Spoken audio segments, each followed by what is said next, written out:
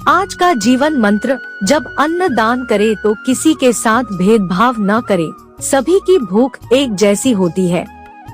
साईं बाबा के पास जो भी व्यक्ति अपनी समस्याएं लेकर आता था तो वे उससे कहते थे कि सब अच्छा हो जाएगा। वे सिद्ध पुरुष थे तो उन्हें वाक सिद्धि हो गई थी, उनकी कही हुई बातें सही हो जाती थी। धीरे धीरे लोग मानने लगे थे कि अगर इनका हाथ सिर पर आ जाए या ये अच्छा बोल देंगे तो वैसा ही हो जाएगा। बड़ी संख्या में लोग इन्हें घेरे रहते थे। साईं बाबा का एक ही काम था लोगों का भला करना, भलाई के बदले वे लोगों से कभी कुछ मांगते नहीं थे। उस समय वहाँ एक कुलकर्णी नाम के ज्योतिषी थे। कुलकर्णी जी भी लोगों को सुखी होने के उपाय बताया करते थे, लेकिन इस सेवा के बदले उन्हें धन मिले, उनकी ऐसी इच्छा होती थी। इस कारण वे साईं बाबा से आहस्मत थे और ईर्ष्या भी रखते थे। धीरे धीरे साईं बाबा का व्यवहार देखकर वे भी उनके भक्त हो गए।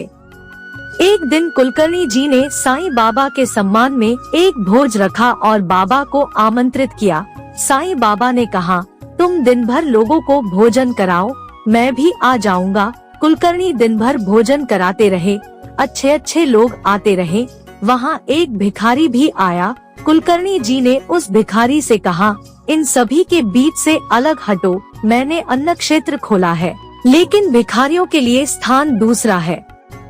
उस भिखारी ने कहा, यही दे दो, मैं यहीं बैठ जाऊंगा। कुलकर्णी जी ने उस भिखारी को धक्के देकर बाहर निकाल दिया और कह दिया, अब तुझे यहाँ खाना नहीं मिलेगा। वो चलते चलते रात हो गई और कुलकर्णी जी इंतजार करते रहे, लेकिन साईं बाबा नहीं आए। वे रात में साईं बाबा के पास पहुँचे और पूछा, आप भोज में आए नहीं?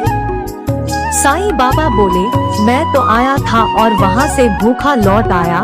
ये बात सुनते ही कुलकर्णी जी को याद आया और वे बोले, कहीं आप? बाबा ने कहा, हाँ, मैं वही भिखारी था। देखो भाई, जब अन्नदान करो तो भेदभाव न करे, भूख सबकी एक जैसी होती है। मैं सिर्फ यही देखने आया था कि तुम अन्नदान सेवा के लिए कर रहे हो या सेवा के लिए। सीख। साईं बाबा ने यहाँ एक संदेश दिया है कि अगर हमारे पास कोई योग्यता है, धन संपत्ति है, तो उसका उपयोग अहंकार के साथ नहीं करना चाहिए। लोगों की सेवा ने स्वार्थ भाव से करनी चाहिए।